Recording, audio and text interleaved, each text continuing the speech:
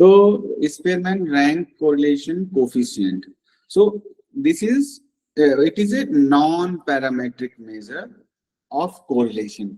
आपके सिलेबस में है, आगे हम लोग और देखेंगे। तो it is a non parametric measure of correlation.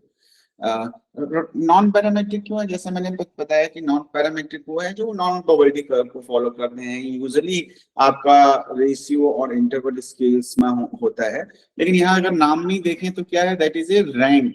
तो ये स्पेयरमैन क्या कर रहा है, स्पेयरमैन रैंक कोरिलेशन, रैंक के बेस पे आपका कोरिलेशन निकाल रहे हैं। तो this procedure makes us use of two sets of ranks may be assigned to the sample values of x and y। अब रैंक्स तो पता है आपको, हमने रैंक ऑर्डर हमने देखा था, और जो ऑर्डिनल डेटा था हमारा, है ना। तो रैंक्स की बात हमने वहां पे की थी। तो अब Spearman rank correlation coefficient could be computed in following cases. क्या होता है, दोनों जो दो डेटा सेट्स हैं, they are in ranked, they ranked, है ना। तो we have ranks or we have given the ranks to them, है ना। both variables are quantitative। क्या होता है, दोनों ही quantitative variables होने चाहिए। किन कंडीशंस में quantitative है और उनको हमने ranks दिया है। both variables और qualitative ordinal, है ना।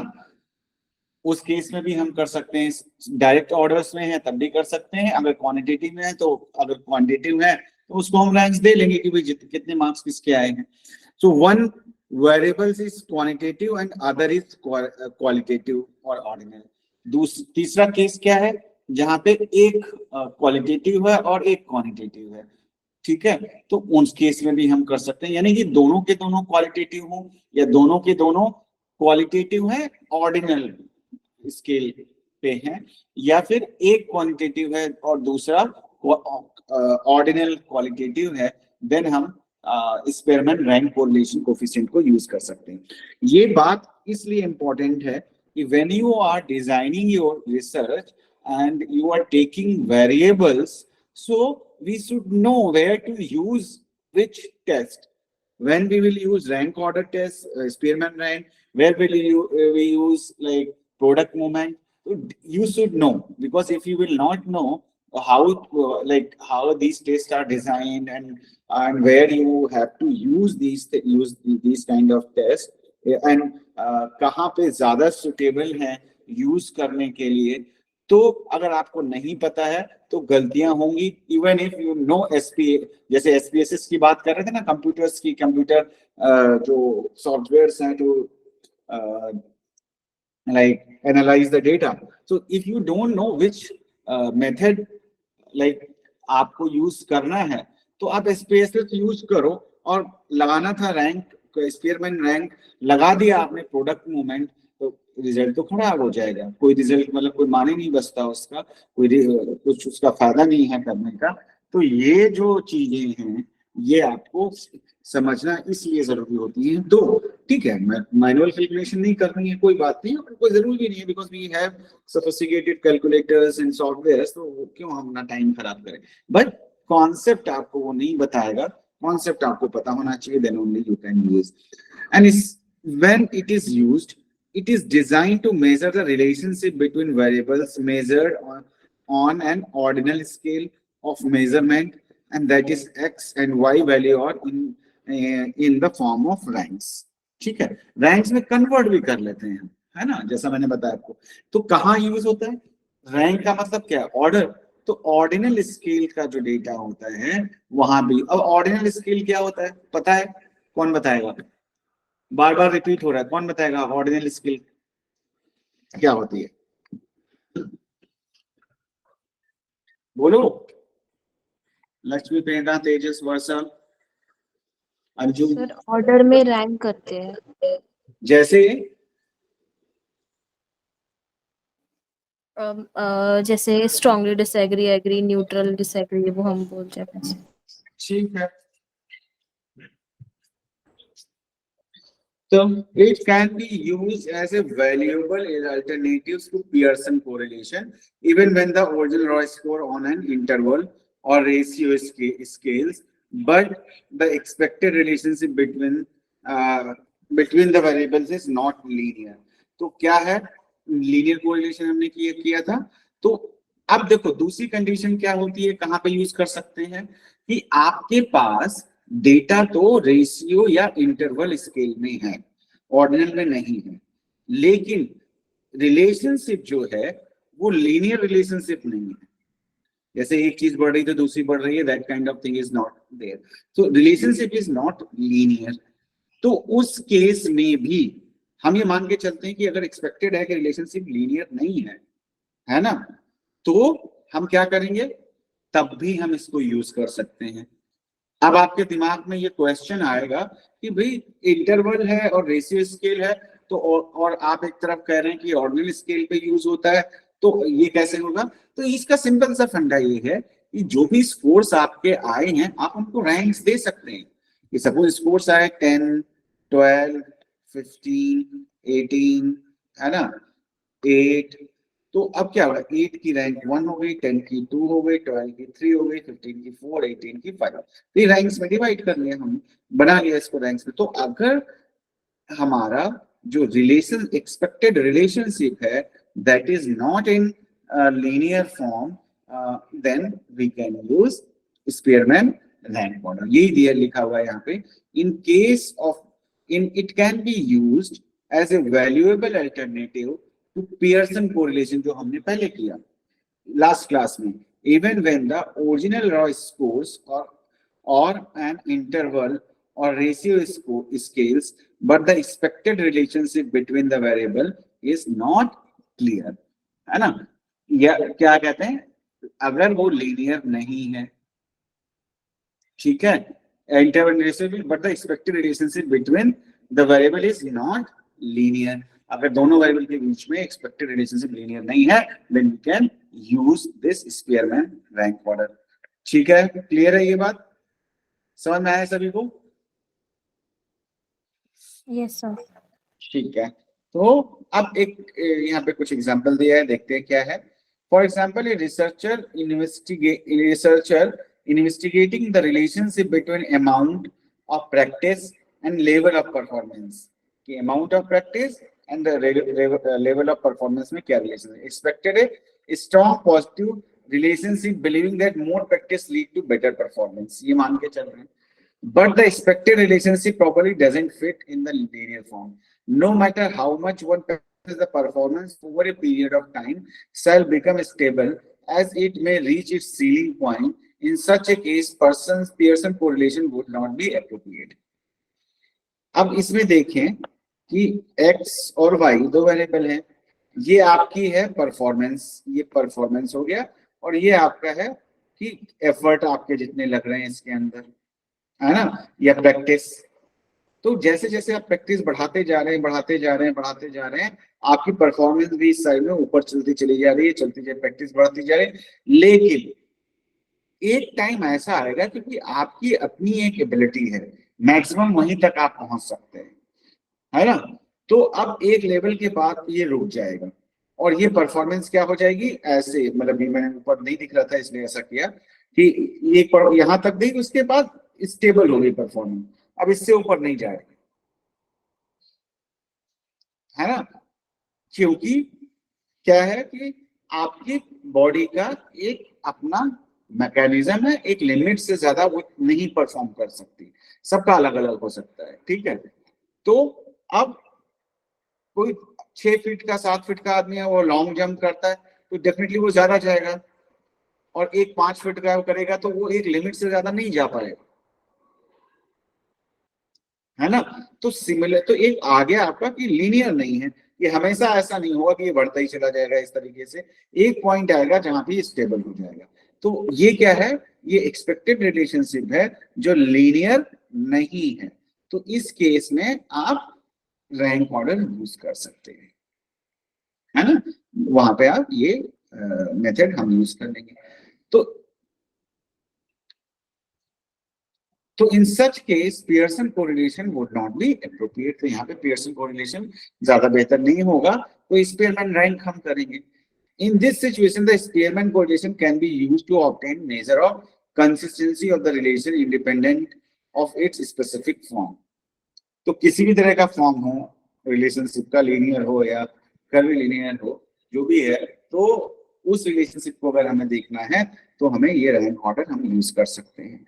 Since the Spearman correlation measure consistency rather than form, वो फॉर्म की किस तरह का फॉर्म ले रहा है उस पे नहीं है, कंसिस्टेंसी कैसी है कि कंसिस्टेंटली एक परफॉर्मेंस बनी हुई है या बढ़ रही है, कम हो रही, उस चीज को मेजर करता है, ना कि आपका ये फॉर्म की बात करता है कि लीनियर है, कर्वी लीनियर है, या जो भी लीनियर की उसकी बात ही नहीं करता है। जबकि क्या कहते हैं आपका पियर्सन जो है वो इसी चीज की बात करता है, टाइप बेस्ट फिट की बात करता है ना, कि जो भी हमने डिसाइड किया रिलेशनशिप उसमें बेस्ट फिट होना चाहिए। तो ये बेस्ट फिट की बात नहीं करता, ये कंसिस्टेंसी की बात करता है।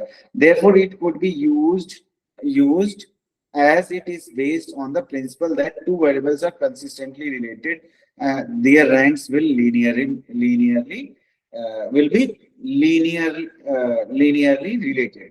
यानी अगर हम ये इस बात पे चलता है कि अगर दो वेरिएबल x एंड y आपस में रिलेटेड हैं, है ना, x and y if they are related, तो इनके रैंक्स भी लीनियर होंगे। भाई रैंक में अब नंबर कुछ भी आ रहा हो रैंक, अब मान लिया सिंपल सी बात है, इसी चीज को हम ले लेते हैं जो हम पहले बात कर रहे थे कि ये रिलेशनशिप ये है एक्स एंड वाई, एक्स बढ़ रहा है वाई भी बढ़ रहा है, ठीक है, और एक्स यहाँ से आके ये लीनियर, ये तो लीनियर रिलेशनशिप हो गया जो हम पहले वाले में बात कर रहे थे। ये वाला क्या हो गया, ये लीनियर तो नहीं है लेकिन कंसिस्टेंट रिलेशनशिप है। तो अब ये जो हमारा रैंक कोरिलेशन बोलता है, स्पीयरमैन रैंक रिलेशनशिप, ये बोलता है कि दो उसके बीच में कंसिस्टेंट रिलेशनशिप होता है। अब क्या होता है, कंसिस्टेंट सीधे वैल्यूज नहीं ले रहा है, वो क्या ले रहा है, रैंक्स ले रहा है। तो अब यहाँ पे इस परफॉर्मेंस को जो भी आप रैंक दोगे वो सारी रैंक एक ही तो होगी। हमने बात किया था ना रैंक कैसे देते हैं, अगर 100 मार्क्स का पेपर है और 4 लोगों के मैक्सिमम मार्क 90 है और इन 4 लोगों का मार्क्स 90 आए, तो चारों की रैंक जो होगी वो 1 होगी। बताया था, ये समझ में आ रहा है, बताया था मैंने, नहीं बताया था? Yes sir. है ना, रैंक तो वही रहेगी।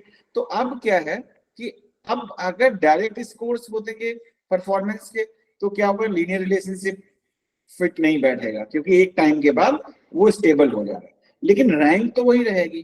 तो इनका कहना ये है कि अगर दो मेजर्स जो हैं, है ना, जो भी हमने वेरिएबल्स लिए हैं, अगर वो कंसिस्टेंटली रिलेटेड है आपस में, तो उनके रैंक्स भी कंसिस्टेंटली लीनियरली रिलेटेड होंगे।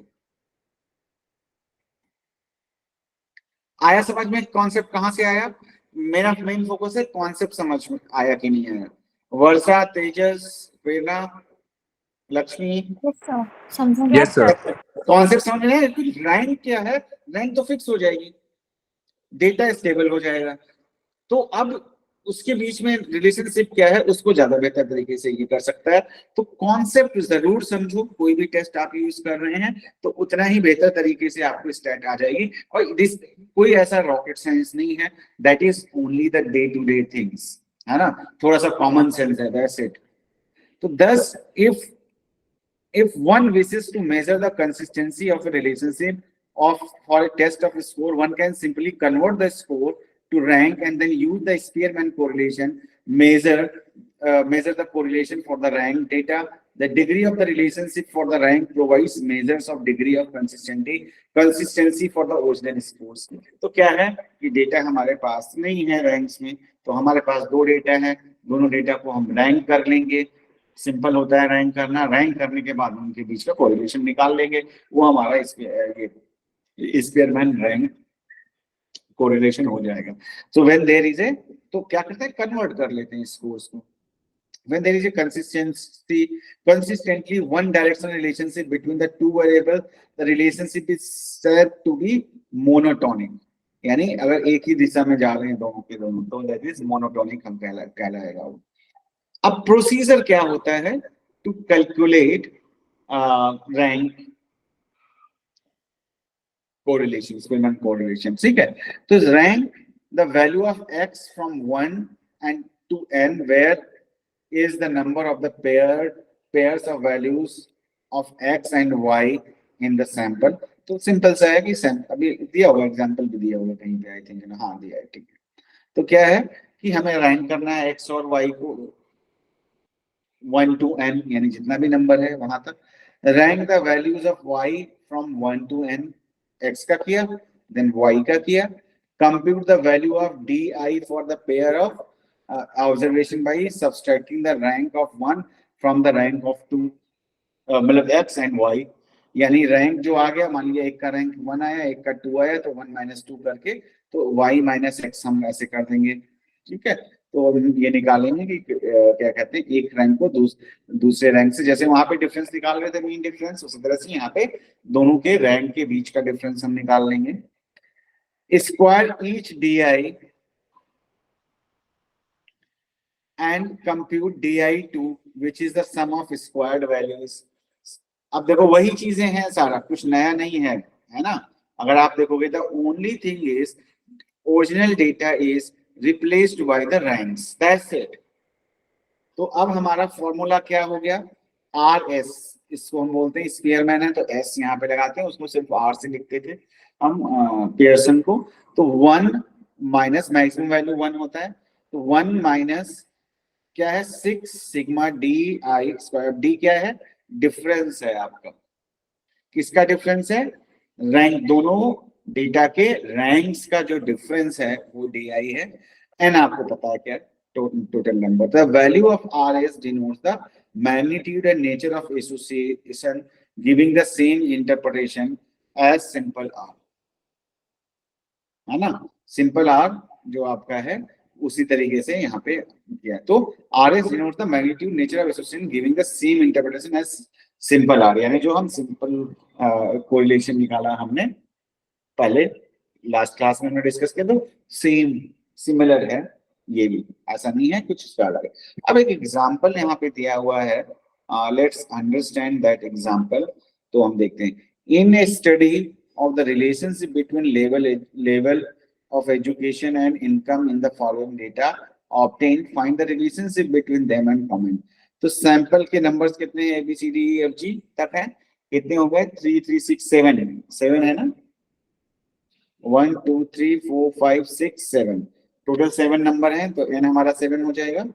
अब यहाँ पे एजुकेशन दिया हुआ है ना। अब देखो ये कैटेगरीज दी हैं, कैटेगोरिकल डेटा है, ऑर्डिनल डेटा क्या कहते हैं, कैटेगरीज है, नॉमिनल डेटा है, उस तरह का नहीं है ना। तो या ऑर्डर मतलब आप इसको ऑर्डिनल डेटा बोल सकते हैं, क्योंकि एजुकेशन क्या है वो हायरार्की वाइज चेंज। और ये आपके उनकी इनकम दी हुई है, जो भी लाख्स में या करोड़ में जो भी है। तो preparatory, primary, university, secondary illiterate university level की एजुकेशन है, और ये उनका फिगर्स हैं इनकम के, ठीक। अब हमने क्या किया कि यहाँ पे हमने रैंक्स दे दिए, एक्स है प्रिपरेटरी, प्राइमरी, यूनिवर्सिटी, सेकेंडरी, इनको। अब सबसे छोटा इसमें कौन सा हो जाएगा, सबसे फर्स्ट रैंक देखो उल्टा कर दिया इन्होंने, फर्स्ट रैंक क्या दे दिया, यूनिवर्सिटी को नंबर 1 रैंक दे दी, यानी हायर है। नंबर 2 ये रैंक आपने दी, नंबर 2 इन्होंने दिया है, ये नंबर 2 इलिटरेट को क्यों दिया है इन्होंने, कुछ गड़बड़ हुआ है। यूनिवर्सिटी को 1 दिया है रैंक, एक मिनट सर वो इनकम के हिसाब से दिया है। 1 2 ये y, अच्छा इसका रैंक है ये, सॉरी हाँ ये इसका रैंक है ना, 60 Yes. सबसे ज्यादा है, 50 उससे कम है। हाँ मैं इसमें से देख रहा हूँ इसलिए गड़बड़ हो रहा है ना। अब यहाँ पे ये क्या कहते हैं, और ये रैंक है, ये रैंक आई थिंक इनका है, यूनिवर्सिटी के 2 हैं, तो 1 यूनिवर्सिटी ये 2 हो गए ना आपके, तो इनका 1.5 इन्होंने निकाला है रैंक। तो इस तरीके से, एक मिनट, उन्होंने दोनों का मिलके रैंक निकाला है क्या, नहीं ठीक है, ठीक है। तो अब इन्होंने इधर यूनिवर्सिटी वाले की रैंक ये यहाँ पे दी हुई है, ये रैंक्स दी हुई है ना, ये 1.5 हो जाएगा 1 इसका। एंड अब आपका आ गया क्योंकि हाँ ठीक है 1.5 क्योंकि यूनिवर्सिटी के दो हैं तो 1 and 2, तो 1 + 2 3 हो गया डिवाइडेड बाई 2 1.5 1.5 दोनों की एक ही रैंक हो गई, सेकेंडरी की भी एक ही रैंक हो गई, फिर प्राइमरी की आपकी 6 हो गई और इलिटरेट की 7 हो गई। तो ये रैंक्स इन्होंने डिवाइड कर दिए दोनों के। अब देखो इस डेटा को आप वैसे कैसे यूज कर सकते थे, रैंक की वजह से आप यूज कर पाए। तो अब यहाँ पे हमने इन रैंक्स का डिफरेंस निकाल लिया 5 - 3 2, ये सबका इनका सबका डिफरेंस निकालिए, ये DI हो गया यानी डिफरेंस बिटवीन रैंक्स आ गया आपका, एंड देन DI स्क्वायर आ गया, ये आपने इसका स्क्वायर कर लिया, sigma DI square equal to 64 आ गया। तो अब आपका RS 1 - 6 × 64 7 × 48 7 और 48 हो जाएगा आपका, माइनस इक्वल आ गया -0.1। There is an indirect weak correlation between level of education and income, बहुत ही वीक कोरिलेशन मिला है, 0.1 is a very weak correlation. So ये आपका क्या कहते हैं एग्जांपल था। तो कभी भी डेटा आपके पास आएगा, अच्छा ये देखो आप लोगों के लिए बहुत अच्छा एक ये है कि अगर आपने एक कॉन्सेप्ट समझ लिया, बहुत हायर चांसेस हैं कि आपको इसमें के क्वेश्चंस आ जाएं, और ये क्वेश्चन बिल्कुल बहुत ही इजी है, बहुत इजी क्वेश्चन है, जिसको नॉर्थ इंडियन लैंग्वेज में हम बोलते हैं बिल्कुल हलवा है, बहुत ही इजी है। मतलब इसको अगर आपको समझ में आ गया तो आपको कुछ करना ही नहीं है, 2 मिनट का काम है, आपके पास कैलकुलेटर भी ना हो तब भी आप कर सकते हो, है ना, किसी चीज की कोई जरूरत नहीं। तो बहुत ही सिंपल क्वेश्चंस हैं जिनको आप बहुत इजीली सॉल्व कर सकते हो।